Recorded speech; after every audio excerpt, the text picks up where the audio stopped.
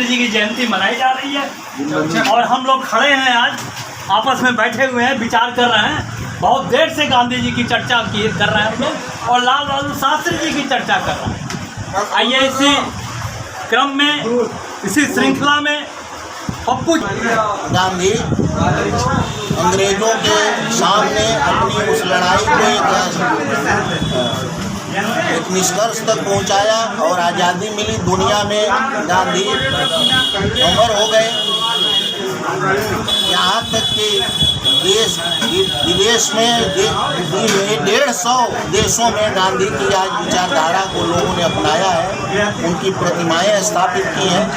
हम आज के दिन यही कहेंगे कि हमारे देश के लोग इस महामानव को समझें।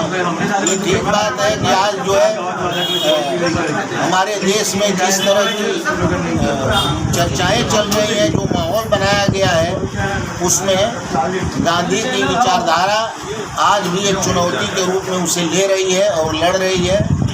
और आज 2 अक्टूबर को लाल बहादुर शास्त्री जो गांधी के विचार से प्रभावित थे, जी का तो जन्म ही बनारस में हुआ और वे जय जवान और जय किसान जैसे नारे दिए और किसानों की मुक्ति के प्रश्न को उन्होंने उस दौर में जो उठाया था, आज वह सबसे ऊपर हो चुका है। आज गांधी जी से पहले मैं शास्त्री जी को याद करना चाहूँगा कि शास्त्री जी ने जिस किसान की मुक्ति की बात की थी, उन किसानों ने आज बहुत बड़ी लड़ाई हिंदुस्तान में लड़ी, किसान आंदोलन किया और सत्ता को झुका करके जीत हासिल की। तो ये बनारस की भी रही बात गांधी का महत्व आज की दुनिया में मुझे जो लगता है भारत के लिए बढ़ गया। उसका ठोस कारण यह है कि गांधी जी ने दरअसल केवल अंग्रेजों को भगाने का लड़ाई नहीं लड़ी, उन्होंने यूरोप और अमेरिका के सामने एक विकल्प दिया था कि भारत हिंदुस्तान अपनी तरह से दुनिया बना सकता है और वह अलग है पश्चिम से। इस विकल्प की आज जरूरत है। जैसे आज जिस तरह से पश्चिम की जीवन शैली, उसका बाजार और विवाद आया है, वह भारत जैसे देश की आत्मा को खोखला कर गांधी जी की चिंता जितना भारत का शरीर था, उससे ज्यादा उसकी आत्मा थी। वे 2 काम चाहते थे कि भारत का शरीर जिन पहाड़ों से, नदियों से, हिंदुओं मुसलमानों से बनता है, यहाँ की करोड़ों करोड़ लोगों से बनता है, उसमें भी किसी तरह का खरोच ना आए और भारत की आत्मा हजारों साल की संस्कृति से, बुद्ध से लेकर राम से लेकर आज तक बनती है, उसको भी कोई खत्म ना करे। और तीसरी चीज, भारत जो अपने शिल्प, अपनी खेती के माध्यम से जीने का एक वैकल्पिक रास्ता रखता है, भारत प्रकृति के साथ साथ अस्तित्व रखता है, इसे परमाणु बम से नफरत है, इसे हिंसा से नफरत है और यह पश्चिम के रास्ते पर नहीं जाएगा। इसीलिए आज भी पूरी दुनिया की यूनिवर्सिटियों में या तमाम देशों में गांधी का महत्व है। 2-3 महत्वपूर्ण कारण हैं। एक तो यह सत्य और अहिंसा से सत्याग्रह की लड़ाई का जैसा मॉडल गांधी ने दिया, इसके पहले और बाद दुनिया में कोई नहीं दे पाया। वो मॉडल आज भी पूरी दुनिया में सक्सेस है और भारत में भी। दूसरा, उन्होंने हर हाथ को काम देने की बात जो की, करघे से, चरखे से, आज मशीन ऐसी आ गई है, मानव को मशीन बनाने की कोशिश पूंजीवाद कर रहा है और ऐसे मशीनें आ गई हैं कि भारत और दुनिया में करोड़ों करोड़ लोग बेरोजगार होकर उठाकर फेंक दिए गए हैं मजदूर के रूप में और आने वाले समय में वे खाद में बदल दिए जाएंगे। सिर्फ गांधी का रास्ता है कि करोड़ों लोगों को काम हाथ में दिया जा सकता है और थाली में रोटी दी जा सकती है। और तीसरी चीज, ये जो विभाजनकारी भारत में आप हिंदू मुसलमान देख रहे हैं, आप नस्लवाद आप अमेरिका में देख रहे हैं, आप ईसाइयों और दूसरे यहूदियों में तनाव देख रहे हैं, इसराइल और फिलिस्तीन देख रहे हैं। गांधी एक ऐसा प्रकाश स्तंभ हैं, भारत के लिए नहीं पूरे संयुक्त राष्ट्र संघ के माध्यम से दुनिया के लिए, जो मानव और मानव को जोड़ सकते हैं। आज के अवसर पर मैं गांधी को और शास्त्री जी को पप्पू जी गढ़ी और बनारस की ओर से गहरी श्रद्धांजलि देते। जो आचार विचार दिखता है उनका जो बोलने बतियाने और उठने बैठने का जो तौर तरीका है, भाई अशोक पांडे जी बड़े भैया, उनके विचार आज के प्रासंगिक परिप्रेक्ष्य में। देखिए, आज 2 अक्टूबर है, 2 महापुरुषों का जन्मदिन है। राष्ट्रपिता महात्मा गांधी एवं बनारस के ननकू लाल बहादुर शास्त्री का जन्मदिन है। दे दी हमें आज़ादी बिना खड़क बिना ढाल, साबरमती के संत ने कर दिया कमाल। हमारे राष्ट्रपिता महात्मा गांधी